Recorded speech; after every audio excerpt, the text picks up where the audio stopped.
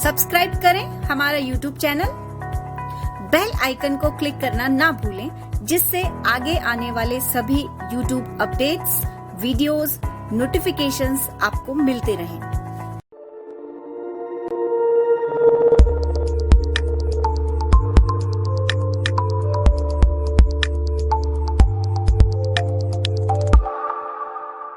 नमस्कार दोस्तों, आप सभी का स्वागत है परिष्कार वर्ल्ड में।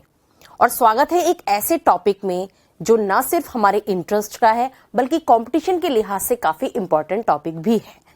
और वह टॉपिक है हमारा प्रस्तावना या उद्देशिका। ये भारतीय राज्य व्यवस्था, इंडियन पॉलिटी का एक बहुत इंपॉर्टेंट टॉपिक है दोस्तों। अब बात यह है कि हम किसकी प्रस्तावना और उद्देशिका की बात कर रहे हैं, और ये जो प्रस्तावना है ये है हमारे संविधान की। दोस्तों, आप स्लाइड पर सामने देख रहे हैं, ये हमारे संविधान, कॉन्स्टिट्यूशन, जो कि हमारी राज्य व्यवस्था का मूल आधार है, रीढ़ की हड्डी के समान है, उसका एक फोटो आप सामने देख पा रहे हैं। इसको हम डिटेल में पढ़ेंगे, लेकिन उससे पहले हम समझें कि ये प्रस्तावना या उद्देशिका क्या होता है।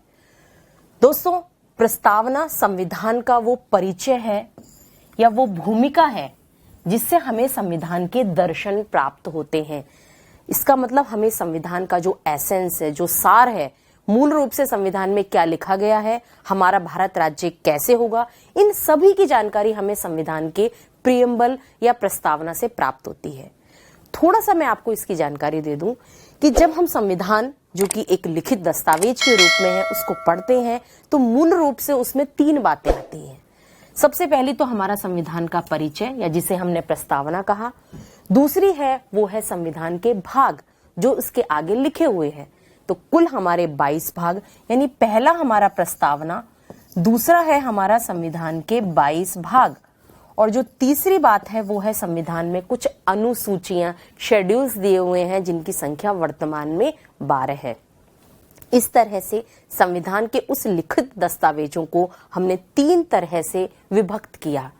पहला हमारा प्रियम्बल, प्रस्तावना, दूसरा हमारा संविधान के भाग जिसको कि हम पॉइंट्स के रूप में पढ़ते हैं, जिसे हम आर्टिकल या अनुच्छेद कहते हैं, और तीसरा है हमारा अनुसूचियां जो कि शेड्यूल या लिस्ट के रूप में हमारे दी हुई हैं। लेकिन आज की क्लास का, आज के लेक्चर का जो हमारा फोकस एरिया है वो है हमारे संविधान की प्रस्तावना या प्रियम्बल, जिसे हम उद्देशिका भी कहते हैं, जो हमारे भावी देश के उद्देश्य को स्पष्ट कर रही हैं। तो दोस्तों, शुरू करें हम ये टॉपिक, लेकिन पहले जान लें कि ये टॉपिक हमारे लिए कितना जरूरी है, और वो हमें पता चलता है हमारे उन प्रश्नों से जो कि विगत परीक्षाओं में पूछे गए हैं। हाँ जी, देखिए, सबसे पहले हम बात करेंगे इस पहले प्रश्न पे, संविधान निर्मात्री सभा की पहली बैठक कब आयोजित की गई। ये संविधान निर्मात्री सभा वह है जिसने संविधान का निर्माण किया था, और उसने कब से ये प्रारंभ किया इसको हम जानेंगे। अगला जो प्रश्न है वो है भारतीय संविधान को कब अंगीकृत किया गया। अंगीकृत करने का मतलब है स्वीकार करना, एक अंग के रूप में अपने आप को एक्सेप्ट कर लेना, उस संविधान को स्वीकार कर लेना। ये प्रश्न को हम जानेंगे। अगला जो प्रश्न है वो है पंथ निरपेक्ष शब्द जो हमारे संविधान की प्रस्तावना में आया हुआ है, वह शब्दावली जिसे बाद में जोड़ा गया का उल्लेख भारतीय संविधान के किस भाग में मिलता है।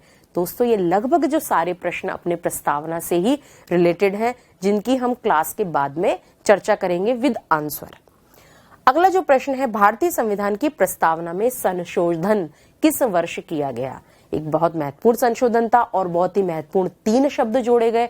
वो कब जोड़े गए इसको हम अपनी क्लास में देखेंगे। भारत के संविधान में धर्मनिरपेक्षता, जहां अभी पंथ निरपेक्षता शब्द था, अब इस स्लाइड में या इस प्रश्न में यहाँ धर्मनिरपेक्षता शब्द है, जिसको कि हम वर्तमान में लगभग समान ही मानते हैं। कैसे, हम आगे बात करेंगे। का अर्थ है, इसके मायने पूछे गए हैं। इससे अगला प्रश्न है, भारत के संविधान की प्रस्तावना में उल्लेखित हम भारत के लोग से तात्पर्य क्या है। ये वो शब्द है दोस्तों जो हमारे संविधान की प्रस्तावना के पहले शुरुआती शब्द हैं। उनका, इन शब्दों का क्या मतलब है, ये प्रश्न उससे रिलेटेड है। अगला प्रश्न है, भारतीय संविधान की उद्देशिका यानी प्रस्तावना में किस या किन शब्दों का प्रयोग किया गया है। कौन से शब्द इस्तेमाल किए गए हैं, जिसमें लोग और नागरिक, जिसको लेकर हम अभी आगे बातचीत करेंगे। अगला प्रश्न है, भारतीय संविधान की उद्देशिका में संशोधन किया गया।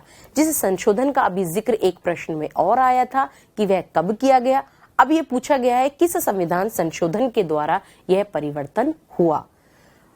भारत के संविधान की प्रस्तावना में दिए गए आश्वासनों का सही क्रम है। आश्वासनों के मायने ये है कि यहाँ जो शब्द लिखे गए हैं कि हमारा भारतीय संविधान, हमारा देश ऐसा होगा, उनका सही क्रम पूछा गया है। इस पर यह प्रश्न है। और अगला जो प्रश्न है वो है भारत के संविधान निर्माताओं का मत निम्नलिखित में से किसमें प्रतिबिंबित होता है। ये वही मत, उसी दर्शन की बात हम कर रहे हैं, वो किसमें रिफ्लेक्ट हो रहा है, किसमें प्रतिबिंबित होता है। दोस्तों, यदि हम एनालिसिस करें पिछले आए हुए प्रश्नों को, तो आप देखिए इसमें 3 विशेष रूप से प्रश्न पूछे गए हैं। सबसे पहली बात, इन संविधान की प्रस्तावना में जो शब्द हैं उनका क्रम क्या है, प्रस्तावना के शब्दों के अर्थ क्या है, और यहाँ पर जो संशोधन है वो कब और किस संविधान संशोधन के द्वारा किया गया। ये 3 तरह के प्रश्न महत्वपूर्ण रूप से इसमें आए हुए हैं।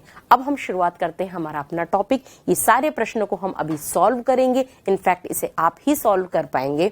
देखते हैं। हाँ जी, ये है हमारा भारत का संविधान जिसे आप अपनी स्लाइड पे देख रहे हैं, और ये हमारे संविधान की प्रस्तावना जो कि हमारे संविधान के शुरुआती रूप में लिखी गई है। देखिए, इसमें सबसे पहला जो शब्द है वो है हम भारत के लोग, जिस पर अभी प्रश्न भी आया हुआ था। भारत को एक संपूर्ण प्रभुत्व संपन्न, यदि हम शब्दों को देखें तो देखिए ये एक महत्वपूर्ण प्रश्न, कीवर्ड को हम लोग अभी मार्क कर लेंगे क्योंकि इसी की डिटेलिंग हमें आगे पढ़नी है। इसी के अर्थों को लेकर हमारे प्रश्न आए हुए हैं। हम भारत के लोग यानी शुरुआत में सबसे पहले ये संविधान की जो सत्ता है, स्रोत है शक्तियों का, वो किस में निहित है? वो भारत के लोगों में। हम शब्द पहला है, इसका मतलब इस संविधान को शक्ति देने वाले कौन है? वो है जनता। अंतिम शक्ति जनता में निहित है। फिर हमारा प्रभुत्व संपन्न, संपूर्ण प्रभुत्व संपन्न। फिर हमारा तीसरा जो शब्द है वो है समाजवादी। फिर हम बात करेंगे पंथ निरपेक्ष की। घबराइए नहीं, इन सारे पॉइंट्स को, इन सारे शब्दों को हम अभी डिटेल में पढ़ेंगे। फिर है हमारा लोकतंत्रात्मक। इसके क्या मायने हैं? गणराज्य बनाने के लिए। इसका मतलब हम भारत के लोग अपने भारत को इतनी प्रकृति देने के लिए जिसमें संपूर्ण प्रभुत्व संपन्न, समाजवादी, पंथनिरपेक्ष, लोकतांत्रिक गणराज्य है, इसको बनाने के लिए तथा उसके समस्त नागरिकों को, यहाँ रहने वाले जो समस्त नागरिक हैं जिसे भारतीय नागरिकता प्राप्त है, उन सभी लोगों को सामाजिक, आर्थिक और राजनीतिक न्याय। इसका मतलब यहाँ पर न्याय की बात की जा रही है। हमारा अगला शब्द है न्याय। 3 प्रकार का, सामाजिक, आर्थिक और राजनीतिक न्याय। विचार, अभिव्यक्ति, विश्वास, धर्म और उपासना की स्वतंत्रता। यहाँ पर हमारा जो अगला शब्द है वो है स्वतंत्रता। लेकिन कैसी स्वतंत्रता? हम अपना खुद का विचार क्रिएट कर सकते हैं, सोच सकते हैं, हम उसे अभिव्यक्त कर सकते हैं, एक्सप्रेस कर सकते हैं, हम किसी भी विश्वास में विश्वास रख सकते हैं। इसका मतलब चाहे वो किसी भी धर्म के आधार पर हो, कोई वाद हो, ये हमारी व्यक्तिगत विचारधारा है जिसको हम फॉलो कर सकते हैं। किसी भी धर्म को हम मान सकते हैं और किसी भी प्रकार की उपासना पद्धति को, ईश्वर की पद्धति को, पूजा अर्चना को हम अपना सकते हैं। ये स्वतंत्रता है। और प्रतिष्ठा और अवसर की समता, यहाँ समानता की बात की गई है। किसके लिए? हम हर व्यक्ति, हर नागरिक की हम बात कर रहे हैं, वो उसे प्रतिष्ठा, अपने समाज में अपनी पहचान बनाए रखने का और उसे आगे बढ़ने के अवसर में समानता हो, समान अवसर प्राप्त हो। इतनी सारी बातों का ब्यौरा हमारी इस स्लाइड में दे रखा है जिसको हम अभी डिस्कस करेंगे। इससे आगे है प्राप्त कराने के लिए, ये सारी स्वतंत्रता, समानता प्राप्त कराने के लिए और उन सब में व्यक्ति की गरिमा और राष्ट्र की एकता और अखंडता सुनिश्चित करने वाली बंधुता बढ़ाने के लिए। देखिए, ये शब्द बंधुता है। बंधुता का मतलब भाईचारा, भ्रातृत्व, एक अच्छा, मधुर, सौहार्दपूर्ण संबंध। लेकिन किस किस के साथ? स्वयं व्यक्ति की गरिमा से, अपनी गरिमा और दूसरे लोगों की गरिमा से, और देश की एकता और अखंडता। देखिए, 2 शब्द हमारे यहाँ इस्तेमाल किए गए हैं। चूंकि आप सब जानते हैं, जैसे भारत देश हमारा विविध तरह की संस्कृतियों वाला देश है। अलग अलग कल्चर, भाषा, लिपि, खान पान, सब कुछ, बहुत सारी विविधताएं हमारे देश भर में फैली हुई हैं अलग अलग राज्यों में। उसके बावजूद भी हमारा देश एक है, हमारी एक राष्ट्रीयता है, एक नागरिकता है, पूरे देश ये एकता है। और जब हम बात अखंडता की करते हैं तो किसी भी राज्य को हमारे देश से अलग होने का अधिकार नहीं है, वो अखंड है। अखंड का मतलब ये होता है जिसको तोड़ा नहीं जा सकता। कोई भी राज्य देश से अलग नहीं हो सकता। ये दोनों ही हमारे देश के बंधुता में शामिल है। इसका मतलब हम अपने देश से उस लगाव की बात कर रहे हैं कि हमारा देश एक है, अखंड है, और हम अपनी और दूसरे अपने साथी की गरिमा का ध्यान रखते हैं, उसके प्रति एक निष्ठा का भाव रखते हैं। बढ़ाने के लिए दृढ़ संकल्प होकर अपनी इस संविधान सभा में, क्योंकि वही संविधान निर्मात्री सभा है जिसने इस संविधान को बनाया था, मैं आज तारीख, ये तारीख दोस्तों बहुत इंपॉर्टेंट है, बहुत सारे एग्जाम्स में पूछी जाती है, वो है 26 नवंबर 1949, 26 नवंबर 1949, जो कि हिंदी संवत के अनुसार भी आपके सामने तिथि दी हुई है। ये है 2006 विक्रमी को एतद द्वारा इस प्रकार से इस संविधान को अंगीकृत अंग के रूप में स्वीकार करते हैं, अधिनियमित यानी इसे रेगुलेट करते हैं, इसे संचालित करते हैं, और आत्मार्पित यानी अपनी आत्मा के रूप में, पूर्ण आत्मा के रूप में इसको हम अर्पित करते हैं। ये शब्द हमारे संविधान की प्रस्तावना में लिखे हुए हैं। अब एक प्रश्न मेरा आप सबसे है, हो सकता है आपके भी दिमाग में ये प्रश्न आ रहा हो कि जब हम 26 नवंबर 1949 की बात कर रहे हैं, इस तारीख को हम अपना संविधान पूर्ण रूप से लिख चुके हैं, हमने उसको स्वीकार कर लिया है, एक्सेप्ट कर लिया है, बावजूद इसके हमने इसे लागू किया था 26 जनवरी, आप सब जानते हैं हमारा गणतंत्र दिवस वो है 26 जनवरी 1950। इसका मतलब हमने 2 महीने का वेट किया, संविधान पूरा हो चुका है उसके बावजूद भी हमने 2 महीने का वेट किया। ऐसा क्यों किया गया होगा? हो सकता है ये प्रश्न आपके दिमाग में आए, तो इसके लिए मैं आपको जवाब देती हूँ। देखिए 26 जनवरी हमारे लिए बहुत ऑस्पिशियस डे, बहुत पवित्र दिन माना गया है। हम जब आजाद नहीं थे, आप जानते हैं हम पहले ब्रिटेन की कॉलोनी थे, उपनिवेश थे, तब हमारे देश में जो स्वतंत्रता की लहर थी उस दरमियान 1929 में 26 जनवरी की बात है, वो जब 1929 में हमने ये घोषित किया कि हम अपना स्वराज्य घोषित करते हैं। ये लाहौर में रावी नदी के किनारे ये अधिवेशन हुआ और हमने कहा कि हम अपना स्वराज्य घोषित करते हैं और अगले साल यानी कि 1930 से हम अपना स्वराज्य दिवस मनाएंगे। और तारीख क्या थी वो दोस्तों? वो थी 26 नवंबर की तारीख। अब ये तारीख हमारे लिए बहुत इंपॉर्टेंट और बहुत पवित्र मानी गई क्योंकि इस दिन हमने अपना स्वराज्य घोषित कर दिया। लेकिन आप सब जानते हैं जैसा कि हमें आजादी प्राप्त हुई 15 अगस्त 1947 को, अब आजादी तो 15 अगस्त को मिल गई तो हम सेलिब्रेट भी 15 अगस्त को ही करेंगे। लेकिन हमारे हाथ में क्या था? हमारे हाथ में था हमारा संविधान, जिसे हम अपनी इच्छा से लागू कर सकते थे और उसके लिए हमने अपनी तिथि निश्चित कर ली, वो कर ली 26 जनवरी। तो 26 नवंबर को पूरा बनने के बाद भी हमने 26 जनवरी को इस संविधान को लागू किया। हालांकि कुछ अंश हमने उसी दिन लागू कर दिए थे जैसे कि नागरिकता, लेकिन पूर्ण रूप से ये जो संविधान लागू हुआ ये 26 जनवरी को। और उसकी वजह यही थी कि इस तिथि को महत्ता देने के लिए, इसकी पवित्रता को बनाए रखने के लिए हमने इस दिन को चुना ताकि हम हमेशा हमेशा के लिए इस दिन को सेलिब्रेट कर सके, क्योंकि हमारे स्वराज्य के प्रतीक का दिन थी। ओके दोस्तों, अब हम चलते हैं उन शब्दों पर जिसको कि अभी हमने पढ़ा, लेकिन उससे पहले एक और फैक्ट आपकी स्लाइड पर आप देख रहे हैं, वो है 42वें संशोधन 1976 के द्वारा ये 3 शब्द जोड़े गए जिसे अभी हमने पढ़ा, समाजवादी, पंथ निरपेक्ष और अखंडता। ये 3 शब्द पहले नहीं थे 1950 के संविधान में, इसको हमने 1976 में जोड़ा। ये भी एग्जाम में बहुत बार प्रश्न पूछा जाता है आपके सामने। अब कुछ शब्दों की बात हम करें, मुख्य शब्द। देखिए सबसे पहला जो शब्द आया था हम भारत के लोग के बाद, वो है भारत को हम कैसा बनाना चाह रहे हैं, नेचर कैसा होगा देश का, वो होगा संपूर्ण प्रभुत्व संपन्न। देखो नाम से ही स्पष्ट हो रहा है, संपूर्ण यानी पूरा, प्रभुत्व संपन्न, इसका मतलब भारत देश को पूरी तरह से प्रभुता प्राप्त है। वह किसी अन्य देश पर निर्भर नहीं है और ना ही किसी अन्य देश का अधिराज्य है। वो ना तो डोमिनियन है, ना ही उसकी किसी पर डिपेंडेंसी है। वो अपने राजनीतिक कार्यों के लिए पूर्णतः स्वतंत्र है और पूर्णतः अपने प्रभुत्व का इस्तेमाल कर रहा है। इसको हमने एक्सेप्ट किया और पहले शब्द के रूप में इसलिए एक्सेप्ट किया दोस्तों क्योंकि हम जानते हैं कि हमारा देश पहले उपनिवेश था, गुलाम था ब्रिटेन का, उसका डोमिनियन भी वो रहा है। इसलिए हमने इस शब्द को सबसे पहले नंबर पर रखा कि अब हम फ्री हैं, अब हम स्वतंत्र हैं, वो भी आधे अधूरे नहीं, पूर्ण रूप से स्वतंत्र है, पूर्ण रूप से हमें प्रभुता प्राप्त है। दूसरा जो शब्द हमने लिया है वो है समाजवादी। हालांकि ये शब्द हमने 76 में जोड़ा, इसके मायने हैं लोकतांत्रिक समाजवाद। देखो समाजवाद में बहुत, समाजवाद का सामान्य अर्थ है समाज में उत्पादन और वितरण के साधनों पर सारे लोगों का, समाज के लोगों का अधिकार होना चाहिए। अब इसमें भी हमने इसका एक स्वरूप चुना, वो है हमारा डेमोक्रेटिक या लोकतांत्रिक समाजवाद। और इसमें क्या स्वीकार किया गया, हमने एक अर्थव्यवस्था का स्वरूप स्वीकार किया, वो है मिश्रित अर्थव्यवस्था। मिश्रित का मतलब किसी दो वस्तुओं का मिश्रण होना चाहिए। अब कौन कौन सी दो विचारधाराएं हैं जिसको मिश्रित अर्थव्यवस्था के रूप में स्वीकार किया गया, वह है सार्वजनिक और निजी क्षेत्र दोनों की मौजूदगी होनी चाहिए। और ये बहुत कॉमन बात है, आप देखिए, आप शिक्षा विभाग का ही, शिक्षा का ही एग्जाम्पल ले लीजिए, सार्वजनिक क्षेत्र भी है और यहाँ पर निजी क्षेत्र भी है, दोनों क्षेत्रों की सहभागिता है, इसलिए यहाँ पर अर्थव्यवस्था का मिश्रित स्वरूप है, क्योंकि उत्पादन और वितरण के साधनों पर दोनों का अधिकार है, दोनों ही समाज के एक मुख्य भाग है। आगे देखें हम, अगला जो शब्द है दैट इज पंथ निरपेक्ष या सेकुलरिज्म। जैसा मैंने पहले भी जिक्र किया था, यहाँ पर हम धर्मनिरपेक्ष शब्द को भी इसके मायने में लेने लगे हैं और थोड़ा सा कंफ्यूजन भी इसलिए यहाँ पर पैदा हो जाता है।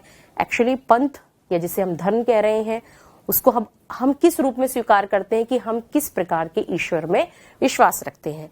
अब यहाँ पर हम पंथ निरपेक्षता शब्द का क्या आशय है, देखिए, राज्य का अपना कोई धर्म नहीं होगा, राज्य खुद किसी धर्म या पंथ में विश्वास नहीं रखता। इसके मायने ये नहीं है कि राज्य धर्म का विरोधी है, वो नास्तिक है, वो बिल्कुल सपोर्ट नहीं करता, वो अधार्मिक है, धर्म को सपोर्ट नहीं करता या वो किसी भी धर्म का विरोध करता है। जैसे फॉर एग्जाम्पल, यदि मैं राज्य के रूप में हूं और मैं कहूं कि मैं पंथ निरपेक्ष हूं, तो इसका मतलब मैं गैर धार्मिक हूं, अधार्मिक हूं। आप किसी भी धर्म को मानने वाले हो, मैं आपका विरोध करूंगी, ऐसा नहीं है।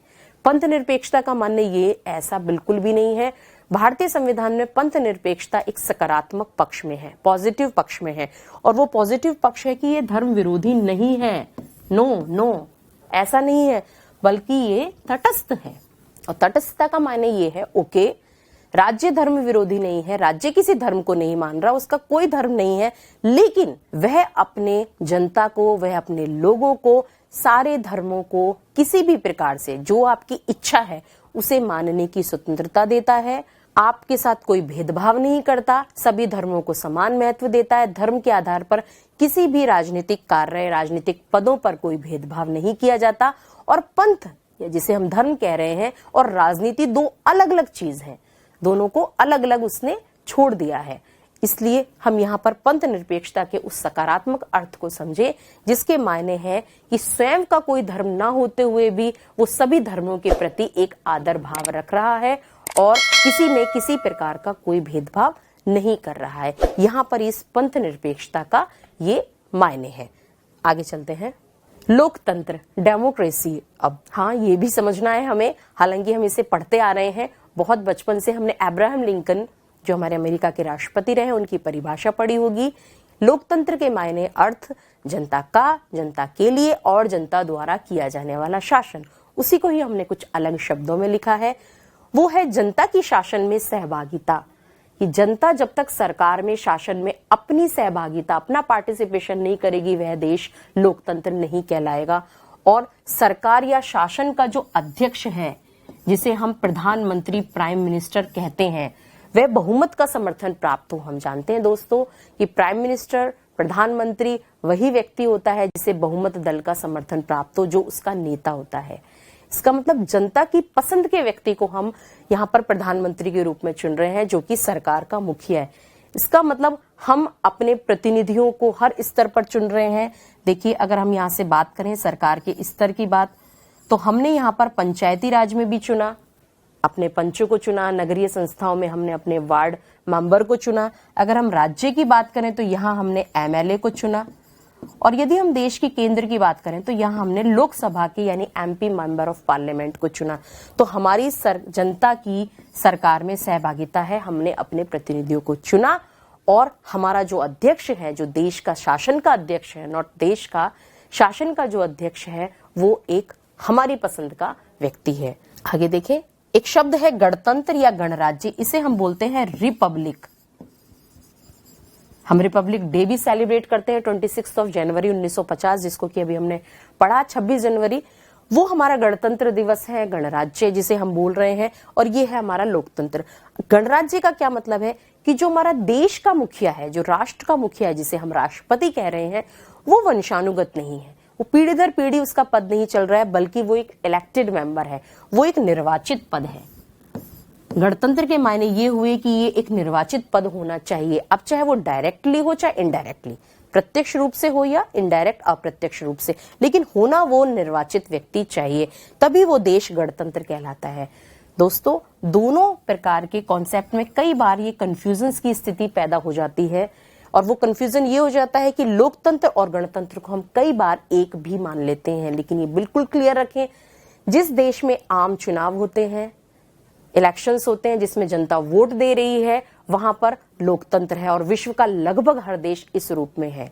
लेकिन हर देश गणतंत्र नहीं है, हर लोकतंत्र गणतंत्र नहीं है। गणतंत्र भले ही सारे लोकतंत्र हों, क्योंकि राष्ट्र के मुखिया हर जगह इलेक्टेड नहीं है, कई जगह अभी भी सम्राट का पद है। आप ब्रिटेन का एग्जाम्पल देख सकते हैं, वहां लोकतंत्र तो है, प्रधानमंत्री भी है वहां पे, लेकिन वहां पर जो हेड ऑफ द नेशन है, जो राष्ट्र का मुखिया है, वो एक सम्राट, जो कि महारानी है वर्तमान में, तो इसलिए वो गणतंत्र नहीं है। जबकि हमारा देश लोकतंत्र और गणतंत्र दोनों ही है।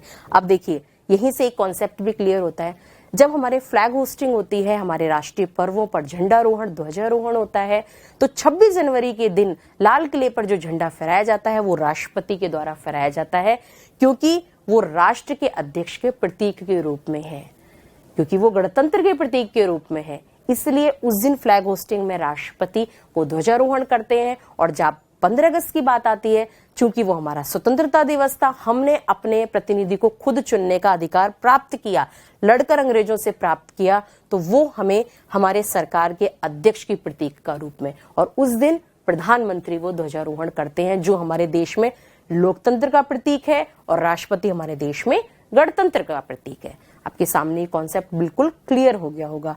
आगे चलते हैं दोस्तों। न्याय, जो अन्य महत्वपूर्ण शब्द था, वो था हमारे सामने न्याय। इसके समस्त नागरिकों को न्याय दिया जाए। सबसे पहले बात करते हैं हम सोशल जस्टिस की, सामाजिक न्याय की, समाज में कैसे न्याय प्राप्त हो। अब देखिए, हमारा समाज ही है जो बिखरा हुआ है, जो खंडित है अलग अलग रूप में, जिसे हम जाति, रंग, धर्म, लिंग के आधार पर मानते हैं। तो समाज में चूंकि हमारी बहुत सारी कैटेगरीज हैं, इस आधार पर तो संविधान की प्रस्तावना ये कहती है कि समाज में भले ही किसी भी प्रकार की कैटेगरी, किसी भी प्रकार का वर्ग भेद है, लेकिन हम बिना भेदभाव के समान व्यवहार करेंगे। राज्य इनके साथ कोई भेदभाव नहीं करेगा। समाज में वह सभी को समान मान्यता दे रहा है। ये पहला कॉन्सेप्ट है सामाजिक न्याय का। दूसरा है न्याय हमारा आर्थिक न्याय, अर्थ, पैसे, धन के आधार पर। अब वो किस प्रकार है? आर्थिक रूप से जो कारण है, जैसे संपदा, किसी के पास ज्यादा हो सकती है, कम हो सकती है, आय भी कम ज्यादा है, संपत्ति आय कम ज्यादा है, इसके आधार पर किसी भी व्यक्ति से कोई भेदभाव नहीं किया जाएगा। सभी को समानता प्राप्त होगी, समान अवसर प्राप्त होंगे। आर्थिक रूप से उसका कोई भी आधार, कोई भी वर्ग हो सकता है। हाँ जी, तीसरा जो न्याय है वो है हमारा राजनीतिक पॉलिटिकल न्याय, और इसमें न्याय में शामिल है हर व्यक्ति को समान राजनीतिक अधिकार प्राप्त होने चाहिए। यहाँ पर ये पॉलिटिकल राइट्स की बात है, जैसे कि मत देने का अधिकार, वोट डालने का सभी को अधिकार प्राप्त है, उसमें किसी भी प्रकार का कोई भेदभाव नहीं है। हर किसी व्यक्ति के वोट की वैल्यू जो आम इलेक्शन है उसमें एक ही मानी जाती है, चाहे वो व्यक्ति गरीब हो, अमीर हो, वो राष्ट्रपति पद पे व्यक्ति हो या आम नागरिक हो, कोई भी व्यक्ति हो, आम निर्वाचन में उसके वोट की वैल्यू एक ही है, सभी का एक है। तो सभी को समान राजनीतिक अधिकार प्राप्त है, कोई अलग से विशेष अधिकार या वेटेज उनको प्राप्त नहीं होता है। अगली जो बात है वो है स्वतंत्रता की। न्याय के बाद हमने जो दूसरा कॉन्सेप्ट लिया वो है स्वतंत्रता, लिबर्टी प्राप्त होनी चाहिए। अब इस लिबर्टी के क्या मायने हैं? सभी लोगों के विकास के अवसर और स्वतंत्र वातावरण उन्हें प्राप्त हो। हर व्यक्ति को, देखिए हमने स्वतंत्रता के शब्द पढ़े थे, विचार, अभिव्यक्ति, विश्वास, धर्म और उपासना की स्वतंत्रता। इसका मतलब हर किसी व्यक्ति को स्वतंत्र रूप से अपने किसी भी धर्म, उपासना, विश्वास, विचार करने का, उसे अभिव्यक्त करने का स्वतंत्रता प्राप्त है। अब इस स्वतंत्रता को बनाए कैसे जाएगा? जब उसे वातावरण स्वतंत्र मिलेगा, उसे अभिव्यक्ति करने की आजादी प्राप्त होगी और विकास के समान अवसर प्राप्त होंगे कि वो किसी भी रूप में अपना विकास कर सके, अपना सामाजिक आर्थिक विकास कर सके। समता, न्याय स्वतंत्रता के बाद जो तीसरा महत्वपूर्ण शब्द है वो है समता, समानता, जिसे हम कह रहे हैं इक्वलिटी। उसमें है समाज में किसी भी वर्ग के लिए विशेषाधिकारों की अनुपस्थिति है।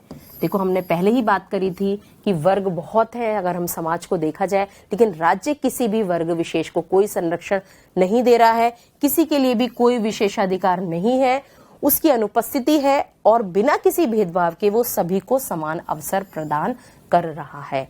तो हमारी प्रस्तावना में हमारे देश के सामने ये लक्ष्य रखा कि वो देश के समस्त नागरिकों को समान अवसर और समान अधिकार दे। आगे जो हम बात कर रहे हैं वो है बंधुत्व या भाईचारे की बात। ये तीनों महत्वपूर्ण जो शब्द हैं ये हमने फ्रांस की क्रांति से लिए हैं जो 1789 में हुई थी, 1789 में। अब ये बंधुत्व, भाईचारा, फ्रेटर्निटी जिसे कहा जाता है, उसका मतलब है व्यक्ति के सम्मान और देश की एकता और अखंडता के प्रति लगाव। देखिए, यहाँ भाईचारा, बंधुत्व, सौहार्दपूर्ण मधुर संबंध किस किस के प्रति? व्यक्ति के सम्मान के प्रति, वह स्वयं का सम्मान करे और दूसरे का सम्मान करे, और दूसरा अपने देश के एकता जिस पर हमने अभी बात की थी और अखंडता के प्रति लगाव रखें कि हमारा देश विविध होने के बावजूद वो एक बना रहे। हम ये फील करें कि हम एक ही देश के नागरिक हैं, हमारी राष्ट्रीयता एक है और हमारा देश अखंड है। किसी भी राज्य को देश से अलग होने का कोई अधिकार नहीं है। उसके प्रति एक निष्ठा, एक लगाव की भावना हमारे इस बंधुत्व को शो करती है, उसे प्रदर्शित करती है। हाँ जी दोस्तों, अब जो हमने संविधान की प्रस्तावना की ये मूल शब्द पढ़े थे, इन शब्दों में जो मूल तत्व क्या निकल कर आया कि इसके जरिए हमने कैसे देखा संविधान को, कैसे जाना उसकी प्रस्तावना को, उसके बारे में हम देखेंगे। संविधान के अधिकार का स्रोत क्या है, और ये स्रोत जो है, जो सबसे पहले शुरुआती शब्दों में आया है, वो है हम भारत के लोग। इसका मतलब संविधान भारत के लोगों से शक्ति ग्रहण करता है, शक्ति ग्रहण करता है। इसका मतलब यदि हम ढांचा देखें तो सबसे ऊपर हमारे भारत के लोग हैं, फिर उसके जरिए हम संविधान को शक्ति दे रहे हैं, और ये संविधान हमारी सरकार को शक्ति दे रहा है, सरकार।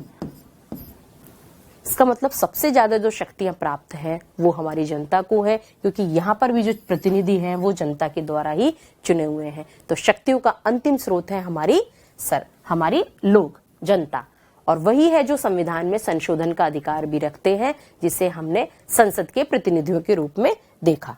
दूसरा है हमारा भारत देश की प्रकृति कैसी होगी, उसका नेचर कैसा होगा। तो ये देखिए, संप्रभु है, संपूर्ण प्रभुत्व संपन्न है, सॉवरेनिटी, सोशलिस्ट है, समाजवादी है, पंथ निरपेक्ष है, सेकुलरिज्म है, डेमोक्रेटिक है और गणराज्य है। ये हमारे देश का नेचर है और ये इसका मूल ढांचा है, जिसमें कहीं भी कोई परिवर्तन नहीं किया जा सकता। और उसके बाद हमारे संविधान के सामने हमारा उद्देश्य स्पष्ट है कि हम क्या करेंगे, सभी नागरिकों को न्याय देंगे, सामाजिक, आर्थिक और राजनीतिक न्याय, स्वतंत्रता देंगे, विचार, अभिव्यक्ति, विश्वास, धर्म और उपासना की, सभी को समता का अधिकार देंगे और बंधुत्व की भावना होगी राष्ट्र के प्रति और व्यक्ति के सम्मान के प्रति। इन सब का जिक्र हमने अपने इस प्रस्तावना में किया है और यहीं से रिलेटेड जनरली आपके सारे प्रश्न पूछे गए हैं, जैसा कि आपने देखा। अब हम कुछ प्रश्नों पर बात कर रहे हैं जो आपके भावी एग्जाम्स में पूछे जा सकते हैं, और ये एक रिवीजन भी है कि हमने कितना अब तक अच्छे से पढ़ाई की है। देखो दोस्तों, पहला जो प्रश्न है, प्रस्तावना में समानता, स्वतंत्रता और बंधुत्व शब्द ग्रहण किए गए हैं। इसका मैंने जिक्र किया था, कौन से देश से? जापान, यूएसए यानी अमेरिका, ब्रिटेन, यूके या फ्रांस, किससे किए गए हैं? और ये सही आंसर है हमारा फ्रांस, और ये थी फ्रांस में जब क्रांति हुई थी, वो थी 1789। इस क्रांति से ये शब्द हमने तीनों ग्रहण किए हैं। भारतीय संविधान की प्रस्तावना में या उद्देशिका में किस स्वतंत्रता का वर्णन नहीं है? नहीं शब्द पर है फोकस। इसका मतलब 3 तो है और कोई एक नहीं है। अब याद करेंगे हम, विचार, अभिव्यक्ति, विश्वास, धर्म और उपासना की स्वतंत्रता। अब देखिए यहाँ पर कौन सा शब्द नहीं आया, वो है आर्थिक। आर्थिक स्वतंत्रता नहीं, आर्थिक न्याय पे बात की गई है, इसलिए ये शब्द हमारे सामने है और हमारा सही जवाब भी। अगला जो प्रश्न है वो रिपब्लिक से है। भारत एक गणतंत्र है, इसके क्या अर्थ है? अंतिम सत्ता जनता में निहित है, भारत राज्यों का एक संघ है, भारत में वंशानुगत शासन नहीं है, या शासन में जनता की सहभागिता है। देखिए, सारे ही स्टेटमेंट अगर हम देखें तो भारत के संदर्भ में ये सही प्रतीत होते हैं, सही दिखाई देते हैं। परंतु प्रश्न हमारे गणतंत्र से रिलेटेड है कि गणतंत्र का क्या मतलब है, और इसका मतलब है भारत में वंशानुगत शासन नहीं है, क्योंकि भारत में जो शासन है, जो राष्ट्र के अध्यक्ष हैं, वो निर्वाचित है, जिसे हमने राष्ट्रपति कहा। बाकी ये सब भी सही है, लेकिन गणतंत्र के रूप में जो सही शब्द है वो ये है, सही है कि भारत में वंशानुगत शासन नहीं है। आगे देखें, निम्नलिखित शब्दों में से कौन सा शब्द सन 1975 में भारतीय संविधान की प्रस्तावना में सम्मिलित नहीं था। देखिए 1975 को क्यों हमने शामिल किया है, ये एक महत्वपूर्ण वो वर्ष था जिस वक्त तक 50 से 75 तक हमारे देश के संविधान की जो प्रस्तावना है उसमें कोई संशोधन, कोई परिवर्तन नहीं हुआ था, लेकिन 1976 में ये परिवर्तन हुआ था। इसलिए यहाँ पर इस 1975 शब्द को, 1975 वर्ष को लिया गया है, और भारतीय संविधान की प्रस्तावना में सम्मिलित नहीं था तब बंधुत्व, संप्रभु, समानता और अखंडता, और ये शब्द था अखंडता। ये तीनों शब्द बहुत शुरुआती से ही हमने अपने संविधान में शामिल किए, लेकिन अखंडता, समाजवादी और पंथ निरपेक्ष, इन तीन शब्दों को हमने बाद में 1976 में जोड़ा, ये हमने पढ़ा है। अगला प्रश्न है, भारतीय संविधान की प्रस्तावना के सिलसिले में निम्नलिखित में से कौन सा क्रम सही है। देखो दोस्तों, इस तरह का प्रश्न आया हुआ भी है और इसलिए हमने इसको संभावित प्रश्न में चुना है, क्योंकि जो सारे शब्द हम पढ़ते हैं इनका हमें सही क्रम भी पता होना चाहिए। तो पहला है गणतंत्र, धर्मनिरपेक्ष, समाजवादी और संपूर्ण प्रभुत्व संपन्न। समाजवादी, संपूर्ण प्रभुत्व संपन्न, धर्मनिरपेक्ष और गणतंत्र। अगला है संपूर्ण प्रभुत्व संपन्न, धर्मनिरपेक्ष, समाजवादी और गणतंत्र।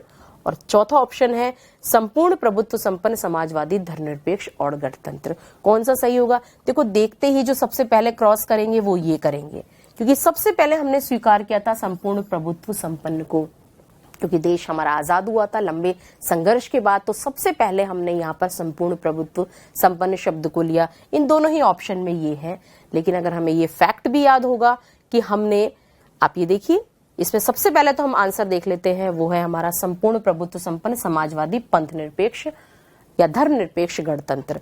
यहाँ पर इनका क्रम में फर्क है। आगे देखिए, ये एक जैसे ही है दोनों में, कहीं कोई कंफ्यूजन आपको ना हो, सिर्फ दूसरे और तीसरे शब्दों के हमने सीक्वेंस में यहाँ पे फर्क किया हुआ है, और ये सीक्वेंस हमें लर्न करना होगा, याद करना होगा। और हमारा पहला शब्द समाजवादी और दूसरा हमारा पंथ निरपेक्ष, जिसे हमने यहाँ धर्मनिरपेक्ष लिखा है। अब हम देखते हैं आगे, क्या प्रस्तावना संविधान का भाग है अथवा भाग नहीं है। ये प्रश्न चिन्ह क्यों खड़ा हो रहा है, क्यों ये बात दिमाग में आ रही है कि संविधान प्रस्तावना और क्या रिलेशन है, क्या उसका भाग है या नहीं। हमने बिल्कुल शुरुआत में जिक्र किया था कि यदि हम संविधान को देखें, उस लिखित दस्तावेज को देखें, तो उसके तीन हम मुख्य रूप से पार्ट कर सकते हैं। पहला हमारा प्रस्तावना, दूसरा संविधान के भाग जो 22 हैं, और तीसरा हमारे अनुसूचियां जो 12 है संख्या में।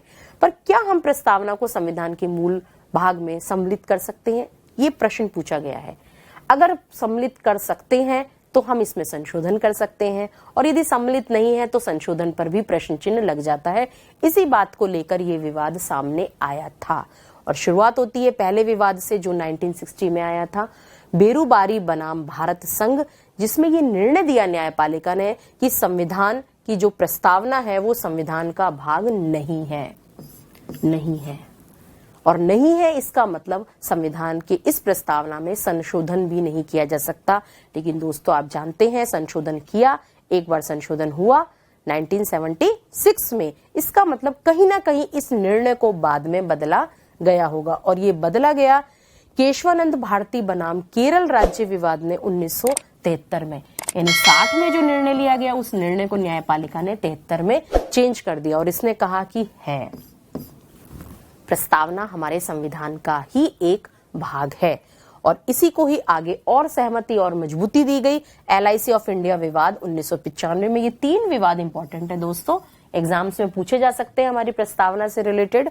और इन्होंने भी ये निर्णय दिया कि आंतरिक हिस्सा है, प्रस्तावना हमारे संविधान का आंतरिक हिस्सा है, उसमें संशोधन या परिवर्तन किया जा सकता है। परंतु एक विशेष बात यह है, संविधान का भाग है ओके, परंतु यह न्याय योग्य नहीं है। न्याय योग्य का मतलब है कि न्यायपालिका इसे संरक्षण नहीं प्रदान कर रही है इसकी किसी भी शब्द की पूर्ति को लेकर। जिस प्रकार का संरक्षण हमारे मौलिक अधिकारों को प्राप्त है, जो कि राज्य के विरुद्ध हमारे दावे हैं, उस प्रकार इसमें प्राप्त नहीं है। अर्थात संविधान का भाग है, इसमें संशोधन या परिवर्तन किया जा सकता है, हालांकि इसके मूल ढांचे में कोई परिवर्तन नहीं किया जा सकता है।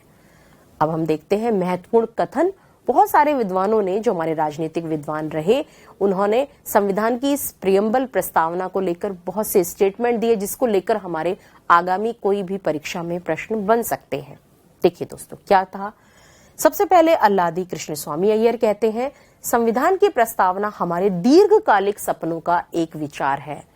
इस संविधान की प्रस्तावना में जो दर्शन है, जो सार यही है कि हमारा राष्ट्र कैसा होगा। सपना था हमारा, हम गुलाम थे तो वो संपूर्ण प्रभुत्व संपन्न होगा, हम लोकतंत्र नहीं थे तो वो लोकतंत्र होगा, हम गणतंत्र भी नहीं थे तो ये गणतंत्र होगा। इस प्रकार के दीर्घकालिक सपनों की बात करते हैं अय्यर साहब। आगे है कि ये मुंशी जी, वो कहते हैं प्रस्तावना संप्रभु लोकतांत्रिक गणराज्य का एक भविष्य फल है। इसी बात को ये भी अपने ही भाषा में कह रहे हैं, अपने ही शब्दों में कह रहे हैं कि एक भविष्य फल है। ये इन फ्यूचर हम अपने देश को इस रूप में देखते हैं। पंडित ठाकुरदास भार्गव जी कहते हैं कि प्रस्तावना संविधान की आत्मा है। आत्मा बहुत महत्वपूर्ण शब्द इन्होंने दिया। यहाँ पर आपको एक कंफ्यूजन हो सकता है, मैं जिक्र कर दूं। अंबेडकर साहब, जिसे हम संविधान प्रारूप समिति के अध्यक्ष थे, जिनको हम संविधान के निर्माता कहते हैं, उन्होंने भी जो हमारा संवैधानिक उपचारों का अधिकार है उसे हमारे मौलिक अधिकारों की आत्मा बोला है। तो वो स्टेटमेंट भी बहुत बार एग्जाम्स में पूछी जाती है, लेकिन वो डिफरेंट है। वो मौलिक अधिकारों की आत्मा बोला है और इसे हमने प्रस्तावना को संविधान की आत्मा बोला है, और वो भी भार्गव साहब ने। तो दोनों फैक्ट्स, दोनों स्टेटमेंट अलग अलग हैं। आगे अर्नेस्ट बार्कर साहब कहते हैं प्रस्तावना संविधान का कुंजी नोट है। कुंजी नोट का मतलब की है वो, जिसके जरिए हम संविधान को खोल सकते हैं। हम संविधान को कब जानेंगे? अगर हमने संविधान की प्रियम्बल को, प्रस्तावना को ध्यान से पढ़ा तो हमें पता लग जाएगा कि अब इसमें आगे क्या वर्णन है। अब जैसे कि हमने स्वतंत्रता की बात करी, सभी नागरिकों को विचार, अभिव्यक्ति, विश्वास, धर्म, उपासना की स्वतंत्रता, सामाजिक आर्थिक न्याय, तो इसका मतलब इन्हीं को कैसे दिया जाएगा, इसका आगे वर्णन संविधान में कहीं ना कहीं मिलेगा। तो वह उसका कुंजी है, उसका की है, जिसके जरिए हम संविधान को जान सकते हैं। इसके बाद पालकीवाला साहब कहते हैं प्रस्तावना संविधान का एक परिचय पत्र है। जैसा मैंने अभी जिक्र किया, ये उसका एक इंट्रोडक्शन दे रहा है, परिचय दे रहा है कि हमारा संविधान, हमारा राष्ट्र किस प्रकार का होगा। जी, देखते हैं क्या प्रश्न और आपके सामने बन सकते हैं। संविधान को कब अंगीकृत, अधिनियमित और आत्मार्पित किया गया था? ये प्रस्तावना में लिखा हुआ शब्द है और ये किया गया हमारा 26 नवंबर 1949 को। हमने जिक्र भी किया 1949 को ये पूरी तरह से बन चुका था और हमने इसे लागू किया था 26 जनवरी 1950 को, 2 महीने के बाद। आगे हम देखें 26 जनवरी 1950 को भारतीय संविधान था। देखिए डेट फिर से, ये संविधान पूर्ण रूप से लागू होने की तिथि थी, जिसे हम गणतंत्र दिवस कहते हैं। उस वक्त हमारा भारतीय संविधान कैसे था? एक बार जब भी हम संविधान की प्रस्तावना को याद करते हैं तो हमारे दिमाग में वही शब्द आते हैं कि हमारा देश संपूर्ण प्रभुत्व संपन्न, समाजवादी, पंथ निरपेक्ष, लोकतांत्रिक गणराज्य है। लेकिन ऐसा नहीं है, क्योंकि ये प्रश्न 1950 का है। हमारा सही आंसर ये होगा संपूर्ण प्रभुत्व संपन्न लोकतांत्रिक गणराज्य, क्योंकि यहाँ पर जो 2 शब्द हैं हमारे समाजवादी और पंथ निरपेक्ष, ये 1950 के संविधान में नहीं थे। इसको हमने 1976 में जोड़ा था 42nd अमेंडमेंट द्वारा, 42वें संविधान संशोधन द्वारा। तो हमने 50 में इस रूप में अपने संविधान को स्वीकार किया था। आगे देखते हैं, संविधान में हमारे राष्ट्र, देश का उल्लेख किस या किन नामों से किया गया है? हम अपने देश को किस नाम से जानते हैं? प्रश्न ये है, संविधान में जानते तो हमें सभी नामों से हैं, हम भारत, इंडिया, हिंदुस्तान सभी कहते हैं, लेकिन संविधान में उसे किस नाम से संबोधित किया गया है? और वो है हमारा भारत और इंडिया। ये दोनों शब्द हमने इस्तेमाल किए हैं। हिंदुस्तान शब्द का संविधान के जरिए हमने प्रयोग नहीं किया है। भारतीय संविधान की उद्देशिका या प्रस्तावना में सम्मिलित नहीं है कौन सा शब्द? गणराज्य, जनवादी, समाजवादी या प्रजातांत्रिक। इन सारे शब्दों की व्याख्या दोस्तों हमने पढ़ी थी। तो इसका मतलब हमारा ये जो सही जवाब है वो जनवादी है, जिसका कहीं भी उल्लेख हमने अपने संविधान में, प्रस्तावना में नहीं किया है। ऐसे ही अगला प्रश्न हो सकता है आपका, संविधान की प्रस्तावना में वर्णित नहीं है। देखो दोस्तों, इसी तरह के प्रश्न कंपटीशन एग्जाम्स में पूछे गए हैं। क्या वर्णित नहीं है, उनका क्रम क्या है? तो इसी रूप से आपको ये सारे फैक्ट्स हमें यहाँ पर याद करने होंगे। संविधान की प्रस्तावना में वर्णित नहीं है सामाजिक न्याय, आर्थिक न्याय, राजनीतिक न्याय और धार्मिक न्याय। हाँ जी, तो ये है धार्मिक न्याय। तीनों प्रकार के न्याय की हमने बात की, सामाजिक, आर्थिक, राजनीतिक, लेकिन धार्मिक जो है वो हमें क्या प्राप्त है? स्वतंत्रता, विचार अभिव्यक्ति, विश्वास, धर्म और उपासना की स्वतंत्रता। अब भारतीय संविधान की प्रस्तावना के उपनाम जो उसका और प्रचलित शब्द है जिसको हम जानते हैं, कहते हैं, के संदर्भ में गलत है। उपनाम के संदर्भ में पहला हम संविधान के उद्देशिका कहते हैं। बिल्कुल शुरुआत से हम इस बात को पढ़ रहे हैं कि हम चाहे उसे प्रस्तावना बोलें या उसे हम उद्देश्य बोलें, उद्देशिका बोलें, एक ही बात है। संविधान की आत्मा, संविधान का दर्पण जिसमें रिफ्लेक्शन, जिसमें प्रतिबिंब दिखाई देता है, और संविधान की प्रकृति या नेचर। तो सबसे पहले हम सही आंसर जाने, वो है संविधान की प्रकृति या नेचर। देखिए ये शब्द तो बिल्कुल सही है, संविधान हमें दिखाई देता है, आत्मा बोला गया है। प्रकृति जो है वो संविधान की नहीं, वो हमारे देश की प्रकृति को बता रहे हैं, कोई कंफ्यूजन मत रखिएगा। हमारा देश पंथनिरपेक्ष, लोकतंत्र, गणराज्य, संपूर्ण प्रभुत्व संपन्न सब कुछ है, वो देश के लिए है। संविधान की इस नेचर को ये नहीं बता रहा। संविधान की प्रकृति होती है, संविधान कठोर है या सरल है। कठोर का मतलब उसमें बहुत मुश्किल से परिवर्तन हुए जा सकते हैं, और सरल का मतलब है संविधान में बहुत आसानी से परिवर्तन हो सकते हैं। तो ऐसी कोई भी बात हमारी प्रस्तावना में नहीं की गई है, इसलिए हमारा ये वाला आंसर सही होगा। आगे देखते हैं, निम्नलिखित में से कौन भारत को धर्मनिरपेक्ष राज्य वर्णित करता है, जिसकी बात हम बार बार कर ही रहे हैं, पंथ निरपेक्ष, और ये करता है हमारी प्रस्तावना जहां पर इस शब्द को हमने जोड़ा है। आगे देखते हैं हम पिछली परीक्षाओं में पूछे गए प्रश्न। अब बारी आ गई है, अब वो समय है जब हम उन प्रश्नों पर डिस्कस करें जो आपकी पहले एग्जाम से पूछे गए, जिसका हमने शुरुआत में जिक्र किया था जिस स्लाइड में। अब उन्हें हम सॉल्व करेंगे। देखिए दोस्तों, ये जो प्रश्न है, संविधान निर्मात्री सभा की पहली बैठक कब आयोजित की गई? हम उस संविधान निर्मात्री सभा की बात कर रहे हैं जिसने संविधान बनाया था, उस सभा की जिसने उस संविधान को अधिनियमित, आत्मार्पित और अंगीकृत किया था, और ये तारीख हमारे सामने थी 26 नवंबर 1949। लेकिन प्रश्न ये नहीं है, प्रश्न पहली बैठक है। ये तो हमारी अंतिम बात थी जिस दिन संविधान पूरी रूप से तैयार हो गया। लेकिन जब हम बात पहली बैठक की कर रहे हैं तो इसका सही जवाब है 9 दिसंबर 1946। इसका मतलब इस दिन संविधान सभा की पहली बैठक होती है, और 26 नवंबर जिस दिन संविधान बनकर पूरा हो जाता है, इसमें समय जो लगा वो लगा हमारे सामने 2 वर्ष 11 महीने और 18 दिन। ये फैक्ट्स भी हम याद करते आए हैं, बचपन से पढ़ते भी आए होंगे कि 2 साल 11 महीने और 18 दिन में हमारा संविधान बनकर पूरा हुआ। पहली बैठक 9 दिसंबर 1946, जिसके अस्थायी अध्यक्ष डॉक्टर सच्चिदानंद सिन्हा थे, और यहां संविधान हमारा पूर्ण रूप से हस्ताक्षरित हुआ 26 नवंबर 1949 को। आगे हम देखते हैं, भारतीय संविधान को अंगीकृत किया गया, कब उसे स्वीकार किया गया? संविधान सभा द्वारा, संसद द्वारा, लोकसभा द्वारा और राज्यसभा द्वारा। किसके द्वारा उस संविधान को स्वीकार किया गया? और वो किया गया संविधान सभा द्वारा। यही लिखा है कि हम अपने संविधान को स्वीकार करते हैं। अगला प्रश्न है, पंथ निरपेक्ष शब्दावली जिसे बाद में जोड़ा गया का उल्लेख भारतीय संविधान के किस भाग में मिलता है? जिस भाग को हम अब तक पढ़ते आ रहे हैं, और वो है हमारी प्रस्तावना या उद्देशिका, प्रियम्बल में ये शब्द पंथ निरपेक्ष आया हुआ है। भारतीय संविधान की प्रस्तावना में संशोधन किस वर्ष हुआ? ये भी हमने बहुत बार जिक्र किया। अब ये सवाल हमारे लिए बहुत आसान हमको लग रहे होंगे, वो था 1976, 42वां संशोधन था। ये देखिए सही आंसर ये 1976 है, और इसमें हमने संशोधन के जरिए क्या शब्द जोड़ा? हमने जोड़ा पंथ निरपेक्ष शब्द, समाजवादी शब्द और अखंडता, 3 शब्द हमने इसमें जोड़े।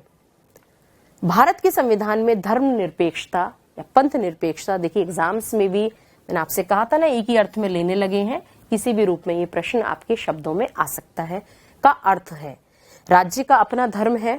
नहीं, राज्य का धर्म से कोई संबंध नहीं है, राज्य का अपना कोई धर्म नहीं है। राज्य सभी धर्मों को मान्यता देता है, परंतु अपना कोई धर्म नहीं है। सबसे नजदीकी आंसर हमें चुनना है, क्योंकि स्टेटमेंट तो ये भी सही है, अपना कोई धर्म नहीं है, लेकिन सही आंसर ये होगा क्योंकि ये स्टेटमेंट इसमें शामिल है, ये कथन इसमें शामिल है कि राज्य का अपना कोई धर्म नहीं है, लेकिन सभी धर्मों को वो मान्यता देता है। धर्म विरोधी नहीं है, सभी सर्वधर्म संभाव की वो बात करता है, सभी को रिकॉग्निशन या मान्यता देता है और सभी लोगों को अधिकार देता है अपना अपना धर्म मानने का। भारत के संविधान की प्रस्तावना में उल्लेखित जो शब्द हैं शुरुआती, हम भारत के लोग से क्या तात्पर्य है? पहला, संप्रभुता भारत के मुख्य न्यायाधीश में निहित है, संप्रभुता भारत के लोगों में निहित है, संप्रभुता भारत के राजनीतिक दलों में निहित है, या संप्रभुता लोकसभा के अध्यक्ष में निहित है? बहुत ही सरल इसका जवाब संप्रभुता भारत के लोगों में निहित है। और हमने इसे कैसे जाना? सिर्फ इस शब्द से, हम, we the people of India, हम भारत के लोग अपने संविधान को आत्मार्पित करते हैं। इसका मतलब अल्टीमेट जो शक्ति है, स्रोत है, वो हमारी जनता है, लोग हैं। आगे देखें, भारतीय संविधान की उद्देशिका में किस या किन शब्दों का प्रयोग किया गया है? लोग, नागरिकों, लोग और नागरिकों दोनों, और ना तो लोग और ना ही नागरिकों।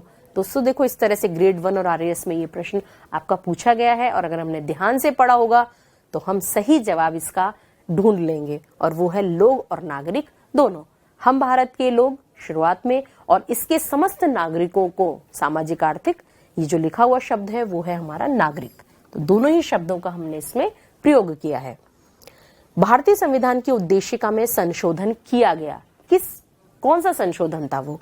40वां, 44वां, 42वां या 36वां? और ये संशोधन था जो हमने बार बार पढ़ा है, वो है 42वां संशोधन, और सन तो आपको याद ही होगा 1976।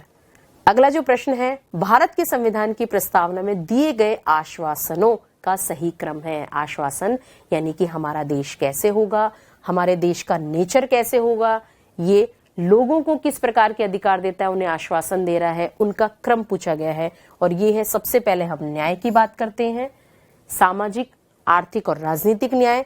फिर हम स्वतंत्रता की बात करते हैं, विचार, अभिव्यक्ति, धर्म और उपासना की स्वतंत्रता। फिर हम समता की बात करते हैं, सभी को समान अवसर। और फिर हमने बात करी थी बंधुता, व्यक्ति के सम्मान के प्रति बंधुता, और राष्ट्र की एकता और अखंडता के प्रति ये भाईचारा या बंधुता। अगला प्रश्न हम देखते हैं, जो हमारा लास्ट प्रश्न है, भारत के संविधान निर्माताओं का मत निम्नलिखित में से किस में प्रतिबिंबित होता है? निर्माताओं का मत, निर्माताओं की राय, उनकी सोच किस में प्रतिबिंबित हो रही है? वो है उद्देशिका। वही तो बता रहे हैं कि हमारा देश कैसा होगा, हमारे संविधान किस प्रकार से होगा, इन सब का वर्णन हमारी उद्देशिका या प्रस्तावना में दिया गया है। उनकी सोच हमारी इस प्रस्तावना में दिखाई देती है अपने देश के प्रति। तो दोस्तों, इस प्रकार के प्रश्न इसमें पूछे गए हैं। बहुत सारे एग्जाम्स में, बहुत सारे कंपटीशन एग्जाम में हमारी प्रस्तावना से रिलेटेड प्रश्न आते हैं, लेकिन उससे भी ज्यादा जरूरी ये बात है कि जब हम संविधान को पढ़ें तो हम उसकी प्रस्तावना को अच्छे से समझें, क्योंकि वो उसका सार है, उसका दर्शन है। उनके शब्दों को गहराई से पकड़ें, क्योंकि उन्हीं शब्दों को समझने के बाद हम अपनी संविधान और राज व्यवस्था को आराम से समझ सकते हैं कि क्यों हमने इसको अपनी प्रियम्बल में, प्रस्तावना में शामिल किया। दोस्तों, ये प्रस्तावना से रिलेटेड प्रश्न थे, ये टॉपिक था। इससे आगे और संविधान के बहुत सारे टॉपिक्स को लेकर हम आगे डिस्कस करेंगे। आपका बहुत बहुत धन्यवाद।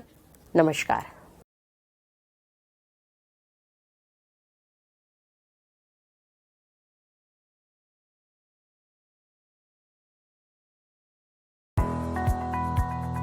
सब्सक्राइब करें हमारा YouTube चैनल, बेल आइकन को क्लिक करना ना भूलें, जिससे आगे आने वाले सभी YouTube अपडेट्स, वीडियोस, नोटिफिकेशंस आपको मिलते रहें।